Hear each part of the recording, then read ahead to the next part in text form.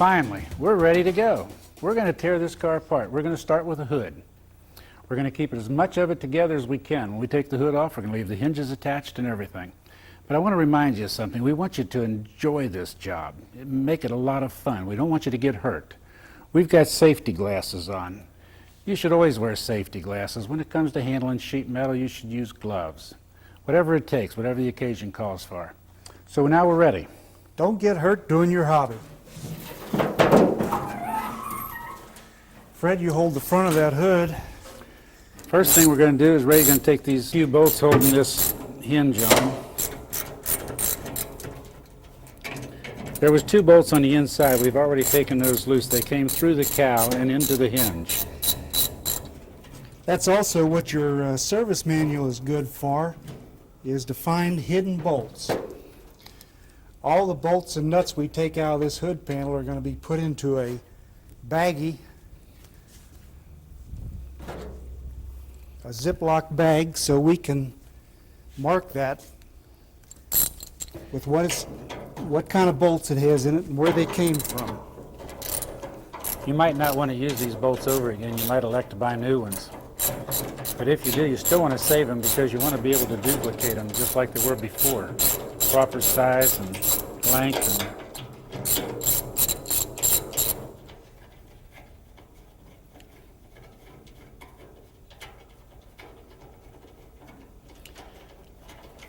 You notice the brake cable comes through part of that bracket over there, and that we're not really fooling with that because that bracket will stay on here for the time being. When it comes to painting this body, then we'll take that bracket off and sandblast it and paint it and put it back on.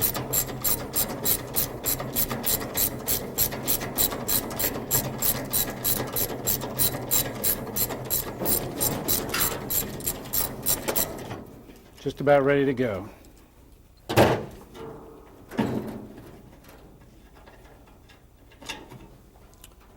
Okay.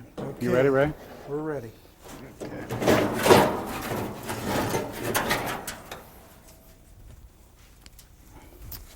We're going to set this hood on the floor for the time being, because when we get the doghouse off, we're going to set the 2 pieces together. Okay, the next thing we got to do is remove some bolts. We're going to package up these hood bolts.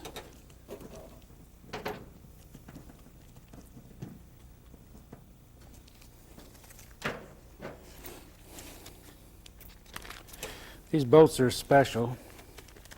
Got a built-in washer on them.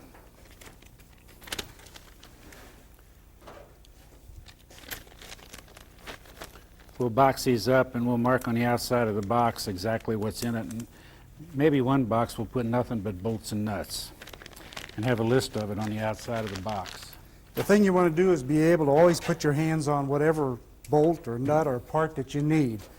Maybe you want to temporarily put something back together. You don't want to have to go through a big can full of bolts. Go to your bolt box, get what you need, and you're in business. Now we've got to make some preparations to take this front end off of here, and the first thing we're going to do is cut or get the hoses loose, and before that we had to make sure we drain the antifreeze and properly dispose of it. We don't want to throw that down the drain. Most of your quickie lube stations will take your old antifreeze and dispose of it for you. Another thing we've done here is we've made some preliminary preparations to get this loose. We've disconnected the wiring from the doghouse itself. And as we disconnected the wiring, we attached these little paper labels marked on the label where it came from, so that we knew exactly where this piece of wire came from so we can put it back in that place. We did that with every wire that we disconnected. That way we won't have anything mixed up. If we wanted to put this back together without putting a wiring harness or something in it, we could hook all those wires back where they came from. Even if we want to put a new harness in it, we can use this as a guide. It'll be a big help. Now, we know from looking at our service manual that there are some bolts that go down the fender. Inside, we'd have to go inside to get to those, and we know that we have a couple of bolts here, and we know that underneath the core support that there's a large bolt. So what we're going to do is we're going to take those out and get this, and as we said, somebody had already started to take some of this apart, so some of the bolts down the fender are already out. What we'll do is take these top bolts out, disconnect our core support, and we should be ready to lift this off. We've got all the wires disconnected, we've got our hose disconnected, and there shouldn't be anything holding this doghouse on except for just a couple of bolts. So what we need to do is get a wrench, Fred, I believe.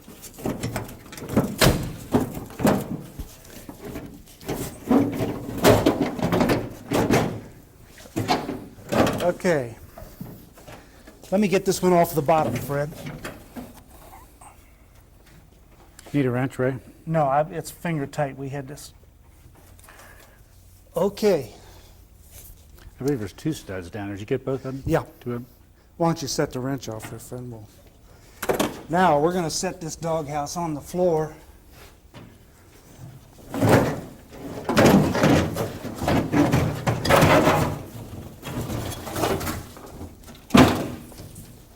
Hold up just a minute. Got something tying me up. Just a few wires hooked into some brackets. Okay.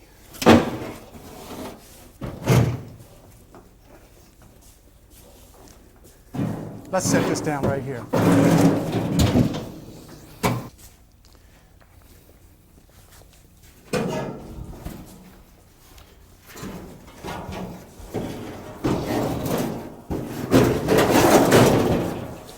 You can see why they call this a doghouse.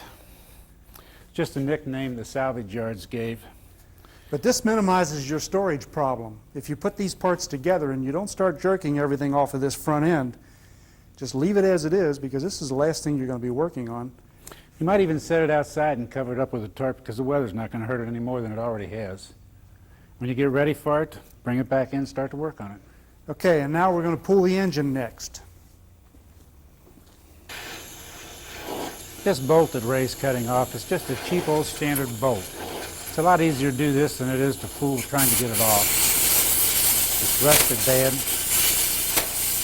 We'll show you a little bit more later about how to use this cutting torch, but what he's doing is just heating the metal real red hot. And then he's adding a little oxygen to it to blow it away. You really want to make sure you got good goggles, good protective clothing when you do this.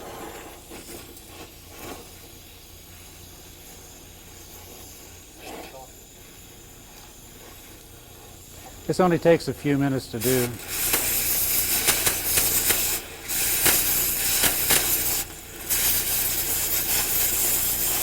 If we were to heat those bolts and wind them off, they had so much thread on them that was rusty, it would have probably taken us about 3 times as long.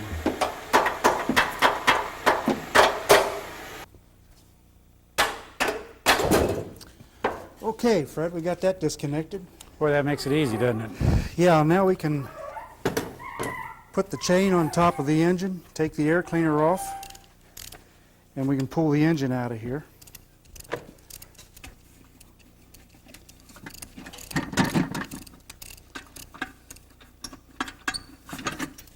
As soon as we get the engine out, then we can start taking some doors off.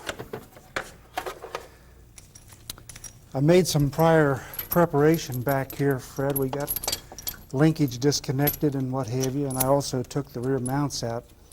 And the drive shaft. We've already taken the drive shaft loose. Yeah, drop that out of there so we wouldn't have to go under there and do that right now. Yeah, and which one of these head bolts is? You got a wrench? That's the second one right there. To get the... You want to be careful and not damage anything as you come out. This carburetor, you don't want to get the chain wrapped around it or any way of breaking it.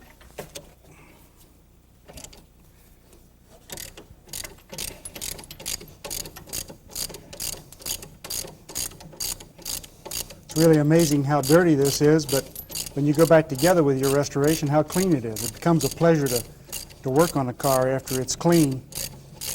And if you try to hold this dirt to a minimum, especially if you're working close to your home, you'll really appreciate the fact that it's clean when you go back together. You won't have it all over the place. I need that big washer behind you there.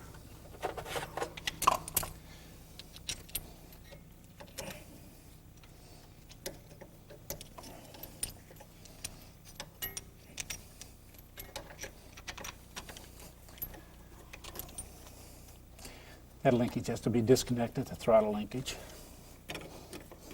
Oh yeah, we had that disconnected at one time and left it up again. Okay.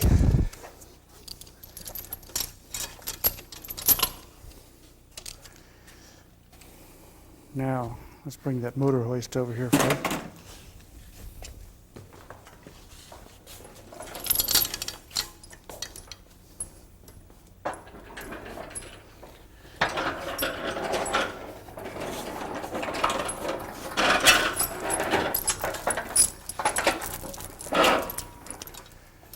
We may be a little short of Yeah. length here. So let's shorten this up a bit. We're going to extend this hoist just a little bit, give us a little bit more lift.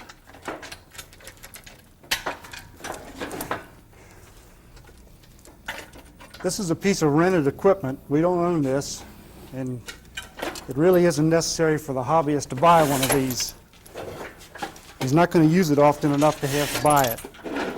That might be too far, right? That's good. I think it'll be all right.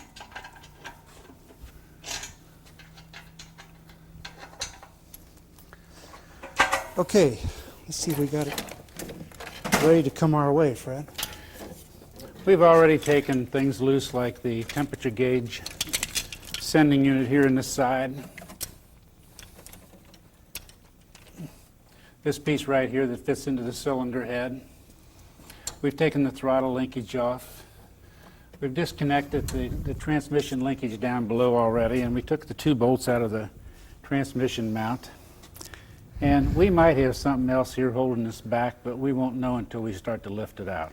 One thing we might do at this point, Fred, is suggest that they take a couple of pictures. While they can get into this engine this close, especially if they can do the pictures before they've taken the linkage loose, that would be a smart thing to do. Take a picture of the firewall, get Yep. the shot here of all this, right here where all this wiring is, Yeah. where all these different circuit breakers and regulators are at. Just get a shot of everything, because boy, you're going to wonder later on where it come from or where it hooked up to. Okay, let's We try are- taking it out. We already got this on the inside when we shot the inside pictures, but this you need to take.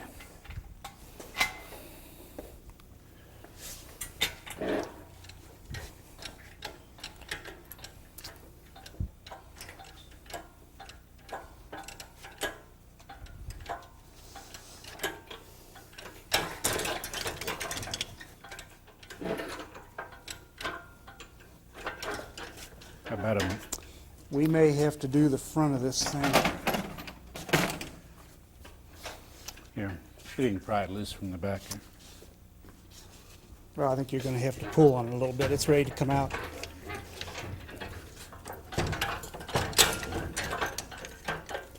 Okay, wait just a second. It's ready to come. Hold on just a minute.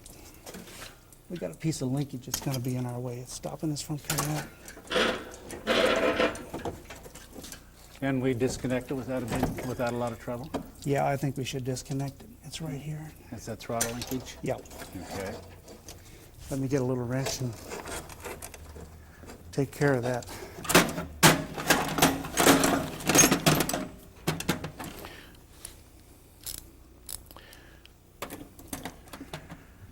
Sometimes things get in your way and you don't really think they're going to be there. So, When we get this engine out, before we set it down, we're going to take some plastic and just set it under it and set it down in the plastic and wrap it up. We want to try to keep any mice or anything from getting inside of it. They'll climb down the water jacket in through the hoses. They'll build nests in there that you'll never know about and probably never get out. and you want to especially do that if you're not going to overhaul the engine or do something with it, because then you really are in a problem. They'll force you to overhaul it then. Same goes for your exhaust systems. When you're storing old cars, you might shove a rubber ball on the tailpipe to keep them from crawling in the tailpipe. They have a habit of going in there and building condos and causing you all kinds of headaches. Car won't run right when they plug it up. It won't run at all when they plug it up.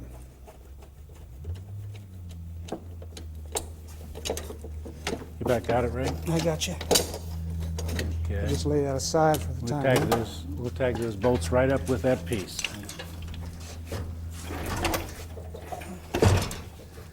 Fred, we're going to be a little back heavy, so you might pull it up. Go ahead, more. Coming all right? Yeah. Keep going. Some more. You got to get it up higher here. Yeah. You're not clearing the frame.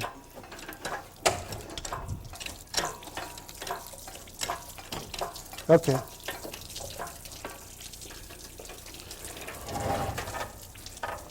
Wait just a second.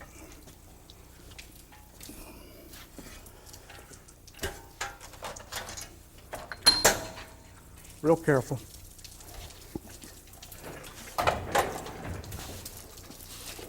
Come on out. Take it up a little higher, Fred. We're just a little bit too low to get the back end up. Can you pull it up, Ray? I Raise got it you. up. Take it out. That's good. Take it out. Okay. Got it Now. out? Cleared? Hold on just a second. Let me get out of the way of this water. I'm going to lower it a little bit so it don't flip over on us. And why don't we just pull it back, Fred, for the time being? We want to clean up this mess and set that engine on some plastic. That's good. Go ahead. Okay, now that you got the engine out of the automobile, it's a good time to make some notes and take some pictures Hold it there a minute, Ray. of, you want to know where all this linkage comes from. You want to know exactly so that you don't have to fight it later on. The only things that we had to disconnect here were a few things like this heat temperature gauge sending unit. We cut an oil line. We took the hood cable loose. But we really haven't taken a whole lot off this thing to get the engine out of the car. Now, the next thing we're going to do, after Fred gets a few more pictures, we're going to move over here and we're going to take the door off of this automobile. I'm going to shoot pictures of all these brake lines so that we know exactly where they were and how they were run, because sooner or later they'll come off of there when his frame goes out. We want to be able to duplicate and put them all back where they come from. Well, I tell you, these pictures, one picture's worth 1,000 words. All this linkage running down in through here. We have another thing here we want to show you. We also have a bracket here. I took this off just a few minutes ago. This came off the brake cable right here. If you wait a week, you'll never know where that came from. So what we're going to do is put a little paper tag on it, right where it came from. We're actually going to measure where it was located from the firewall so that we'll have no trouble putting it back together. Don't ever lay this in a box full of parts. You'll never, ever find out where it went. We also took the transmission and shift linkage off. We made some sketches of it before we took it off, but they're in the parts catalog. There's a real good illustration of, shows exactly the linkage and where it hooks up to. That's another good thing for your parts books. Next, Fred, we're going to take some doors off of this automobile. This is just a project car for us. We're not going to restore this whole car. We're just using this to show you certain segments of how to restore a car. In all of our tapes, we're going to use different cars. 68 Camaro for a quarter panel, a 72 Pontiac for a front frame suspension overhaul, 57 Chevrolet door panel that we're going to put a section in, an old wood spoke wheel, a metal spoke wheel, a regular rim. We're going to go through everything that we can think of to cover cars from back in the 20s all the way up into the 60s or 70s. When it comes to fenders, we're going to work on a 50s or 60 fender. In addition to that, we're going to work on a fender from the 20s, early 30s that has the wire around the edge to show you how to make those kind of repairs. My point is that we're going to use a variety of different cars because we want to show you a variety of different techniques. If we use just one car, we would be limited to what we could show you. Okay, now, Fred, we're going to get these doors off. Okay, now we're going to try to remove some door hinge screws here. Hopefully they'll all come out easy.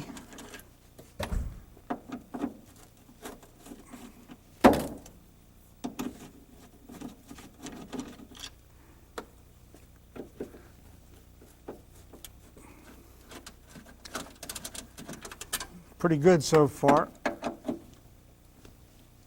We got one a little bit too tight. I can't get it, so I'm going to try some of these down here. That one's out.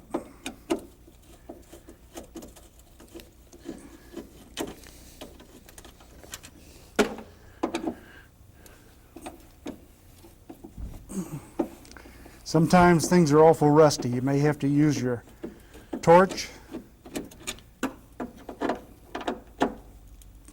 That one's too tight.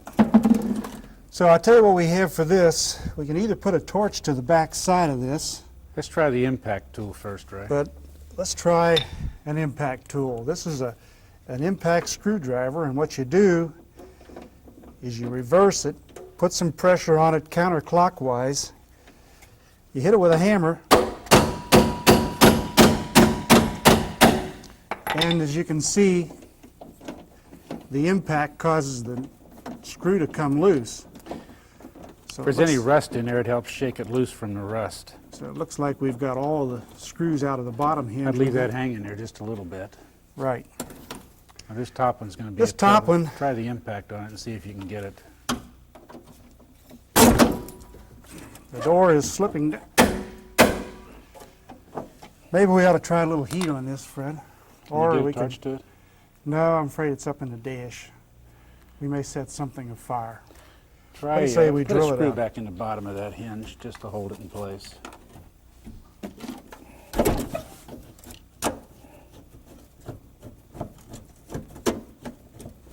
Okay. Why don't you try that impact on it again? If it don't come loose, we'll drill it off. I don't think it's going to come out. Let's try drilling it once. You got the drill ready?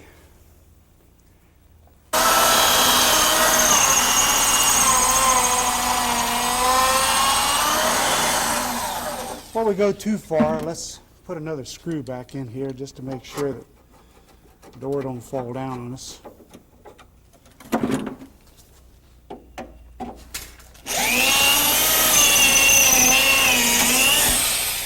Okay, now we got the head of the screw off.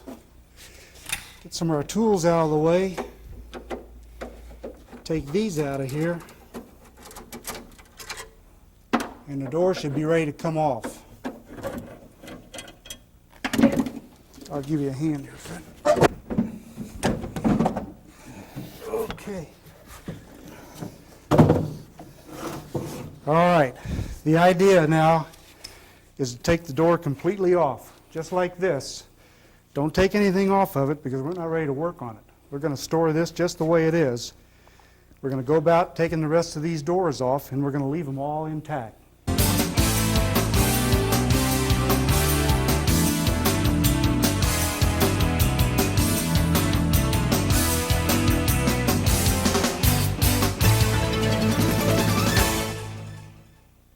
As you can see, we got the car jacked up. We got 4 good stands. These stands are rated around 3,000 pounds. You don't want to buy cheapy stands. Your life's worth more than those cheapy stands. Ray just took the last wheel and tire off of it. We got all 4 of them off. We got all 4 doors off. Next job is take the 2 rear fenders off and the deck lid off. We got the rear tires off too. It makes it easier to get the fender, but the reason we got these 4 tires off, when we loosen up this body, we're going to drop the frame down out from underneath of it so we can slide it out under there. So next we'll go to the rear fender. Fred, we're also going to remove these seats and store them properly so that they don't attract mice. Okay, are we ready to go to the rear fender?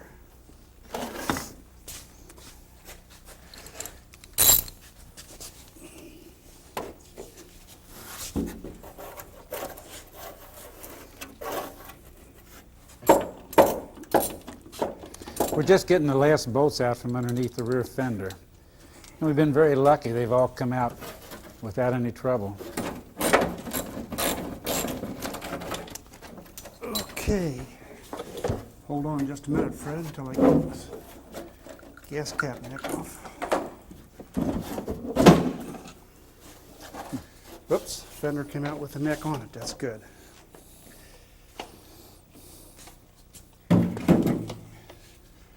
This car's got a good body. Most of them rust out all through here. This is in really good shape. As you can see, we're not disassembling any more than we have to. We don't want to work on any of these parts early, so we're going to have to put them away with everything on them, moldings, everything.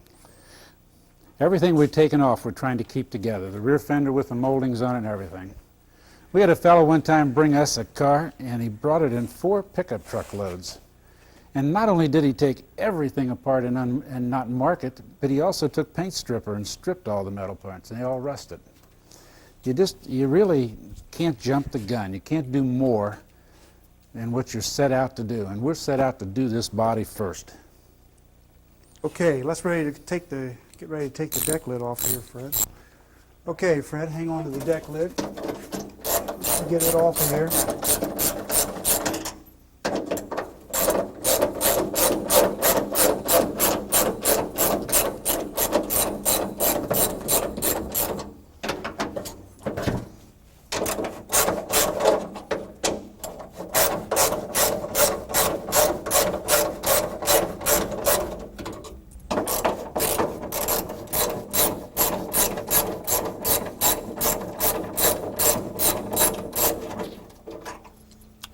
All our bolts are going to go into a plastic bag marked deck lid bolts. We're not going to take anything off of this deck lid. We're going to store it with everything on it. Next thing we're going to do, we're going to take the seats out of the car. They'll be out of our way to get the body bolts. It'll also make it lighter. Okay, I'll put this one, Fred.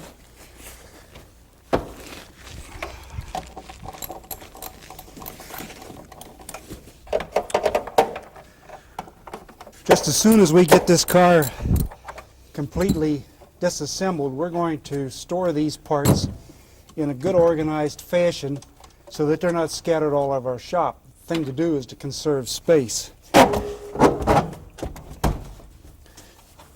Okay. Yeah.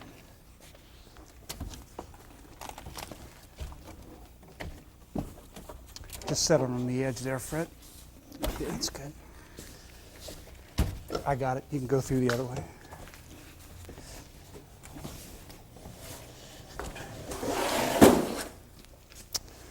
Well, that wasn't too hard. Now, the back seat. We used to find millions of dollars under these seats. Old coins. We'll just leave this back cushion in. It's not going to be in our way. Well, Let's just leave it in. Okay. Okay, I guess we're ready to pull this thing off the frame. Next, we'll start taking the body bolts out. Why don't you get Probably a got creeper about- over there, Fred, and Okay, start we on that probably got bottom about side. 4 or 5 bolts on each side.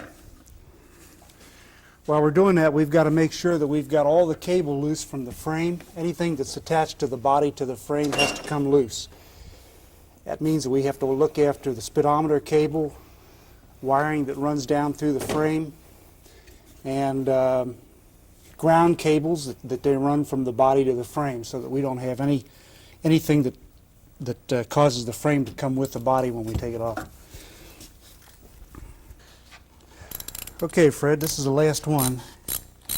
Well, we've really been lucky so far. Every one of these come off without using a torch, especially under the car like this. What we're going to do here is make sure that we put the nut and the matching rubber cushions. I'm going to just tap this up. I don't know if it'll come all the way out, but it'll get out of our way. Have you got a body cushion there, Fred? Yeah, I'll get it out.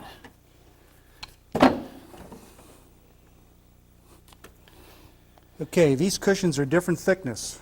We can't have these get mixed up. So we're going to mark every one of these where they came from. If you mix these up, you'll have trouble lining the doors up when you put the body back on the frame. I think we've got all the body bolts out, and we're ready to get this thing up off the frame. Was there any wires hooked up, Fred? No, we've already disconnected we've disconnected the brake line. We've Speedometer disconnected cable? the wiring. Speedometer cable went into the transmission. It's already unhooked. I think we're ready to lift it off. Okay, We might find something as we try to lift it off, but we'll have to wait and see. what we've done here is we built our jack up with some 2x6 or 6x6s so that we can raise this body off the frame.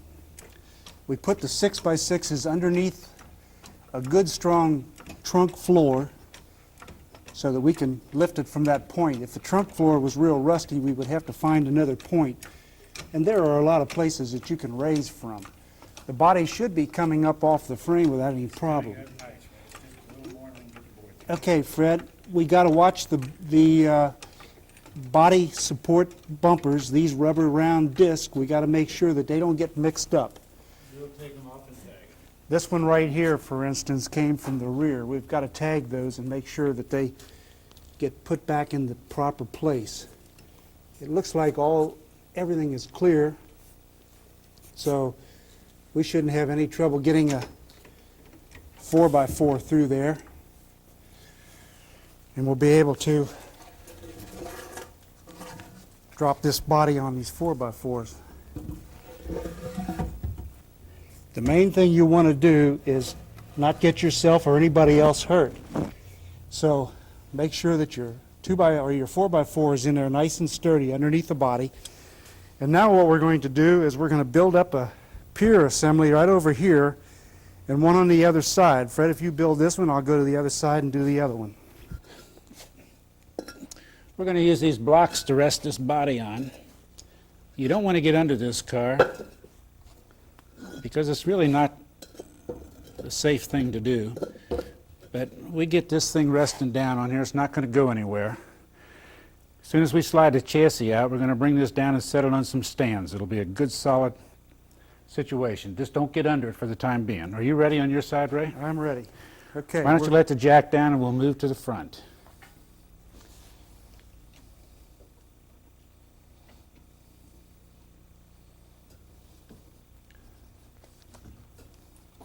All right. Okay, let me get the jack around the front.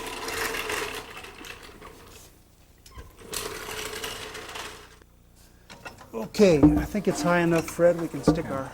We've already taken the steering gear loose. There was just 3 bolts holding it on, and we disconnected the linkage off of it. We're going to let the steering gear go out with the body.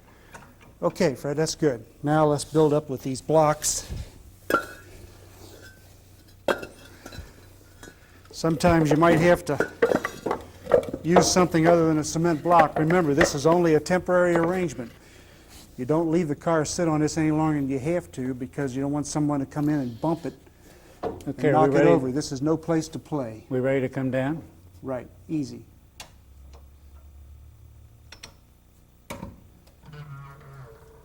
Okay, now Fred, let's get some wheels put on the front.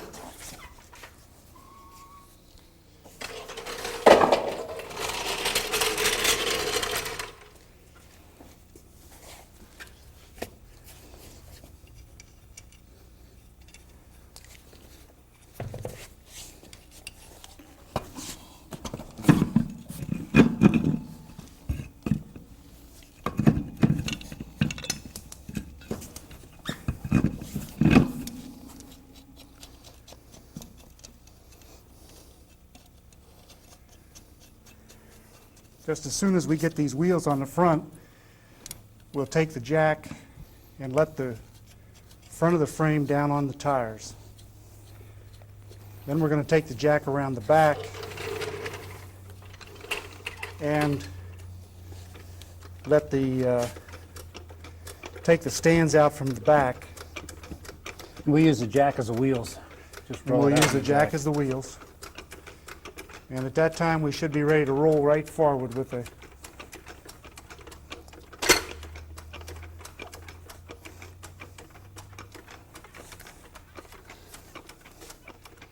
Gonna reach okay?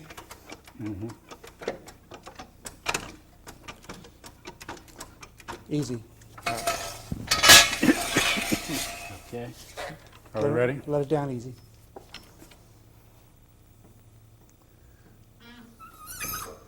Okay. All right. Now we're ready to go around the back and do the same to the back.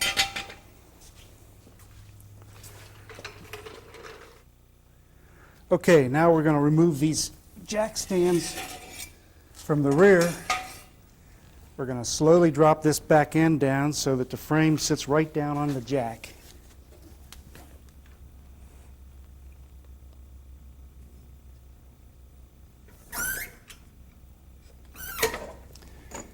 Now, with any luck, we should be able to come straight through. Yeah.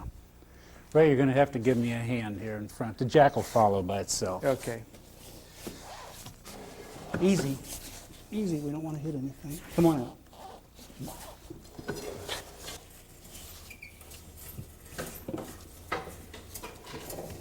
Okay, Fred, I think that's out far enough. Good. I'm glad to get that out from underneath there. Next thing we need to do, we need to get this down on a body cart. We made this body cart very easy. That way you can roll this thing all the way around anywhere you want it. In the meantime, keep people clear of it. As you can see, it's sitting kind of precarious position, but it'll be all right as long as nobody gets near it or under it.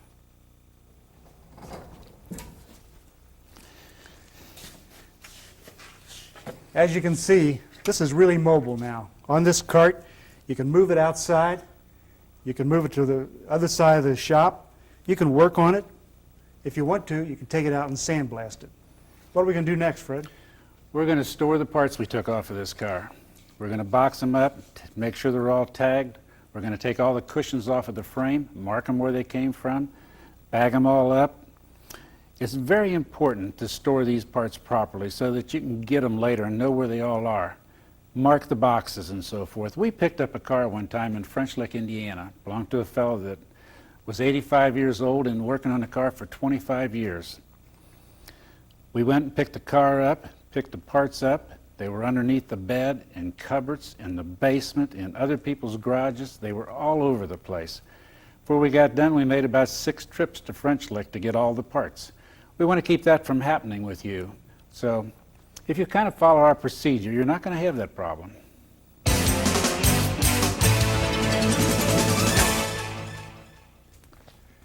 As you can see, we've stored all our parts here in a nice compact area. We don't have things scattered all over the house, all over the neighborhood. We've got everything here where we can reach it. If we want something, we can put our hands on it right away, and we know that's not going to get damaged because we've stored it properly. When we used to own our business, we used to have maybe 40, 50 cars apart at one time. And boy, how critical it was to keep all those cars separated and keep everything marked. It's just as important for you, only with one car, to do the same thing. To keep everything marked, everything detailed and stored properly so you can go get it later. We'll show you something here that we did when we had our shop and that you can do too. In this box, we have all the bolts and nuts that we've taken off so far. They're all listed here on the outside. This just clips on. If you delete something, you can scratch it off or add to it or whatever. But see here, here's the hood bolts. The 4 hood bolts we took off of the front of the hood, or off of the hinge, all marked. Here's a transmission bracket. Great. It says transmission bracket. Where does it go?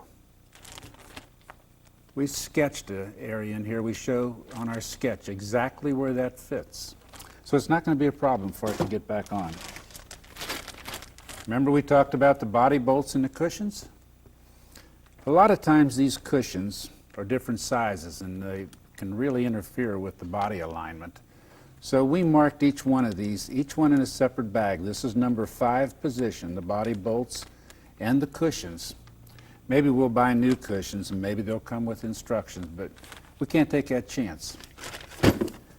In our inventory book, I added something to it after making the list of parts that were damaged or missing. The 2 door hinge screws. If you remember, one of them we had trouble getting out and we kind of boogered it up a little bit. We're going to get a replacement for it, but the other one we drilled the head off. If you ignore that and you wait till you go back and put this car together, you're not going to have these. If you get them now, open up your box, add them to the ones you've already got, they're there and waiting for you. You've had 6 months or a year or however long it's going to be before you need these, but you got them. You don't have to worry about them. Okay, another problem we talked about before is mice getting into your parts, getting into your seats. We have a little gadget down here that repels these mice with some kind of a radio frequency. It's high frequency sounds that drive the mice and rodents and bugs away. You might want to look into something like this, or It's you called, might want to... it's called Pestaway, made by BW Incorporated. It's a very handy gadget. We also are going to take this engine back here in the corner, and we're going to stuff some wooden plugs in these holes so that the mice can't get into the engine, and plug up the water jacket or the carburation. We'll just cover it up. Ray, show them the problem we had with this Lincoln over here. The thing to do is, what we're trying to stress is that you don't take your car and just destroy it. We have a Lincoln, 48 Lincoln here, or parts of it. A lot of these pieces were just taken off and thrown in a box. We have no idea where they're going to go. We didn't take the car apart. It was brought to us to put back together. There are brackets down there that nobody knows anything about. We have no way of knowing where they go or what they fit. We even checked another Lincoln, and we can't find where they could possibly be off of another car. And it really makes it confusing. Another thing you really have to kind of control, you'll have an urge to take off, maybe you might want to take that fan blade off of the engine, and you might want to sandblast it and paint it. You know, it's an easy little job. Avoid that. I've got a friend of mine who's restoring a Studebaker truck, and he tells me we gave him solid instructions. You start with this, you finish it, you move on, you do this. Leave those other things alone. No matter how easy they might look like, leave them alone. If you take a little bit of that and a little bit of something else, you're going to have a little bit of everything done, and you're not going to make any headways. Follow the procedure that we outline, leave the rest of it alone, and you'll be surprised how it falls together.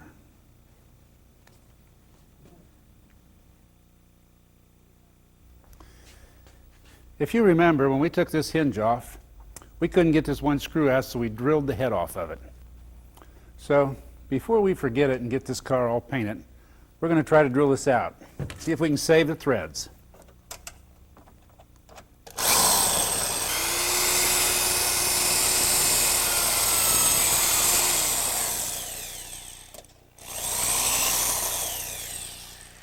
Well, this didn't drill straight, and it's messed up the threads. So let me show you how we're going to fix that. We've got a thing here called a helicoil. If we drill this out to the next larger size, this is 5/16. If we go to 3/8, you're going to have a hard time finding the screw that's going to fit it. And if you do, it's not going to look like the rest of them. This helicoil kit comes with without the drill. It requires a 21/64 drill, so we're going to have to change the drill bit.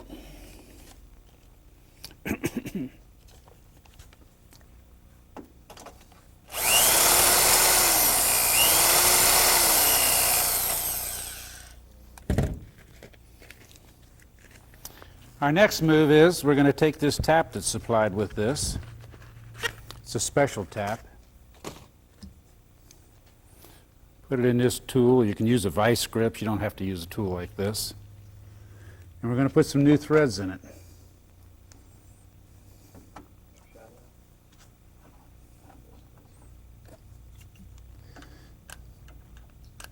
This is cutting oil. It's usually always used whenever you tap anything out.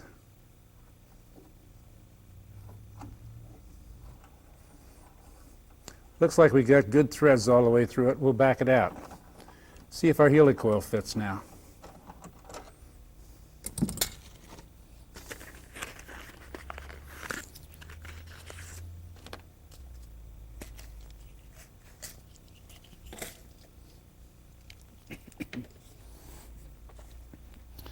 This helicoil is just like a coil spring.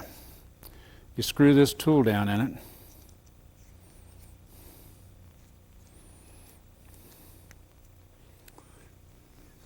You just start it right in the hole.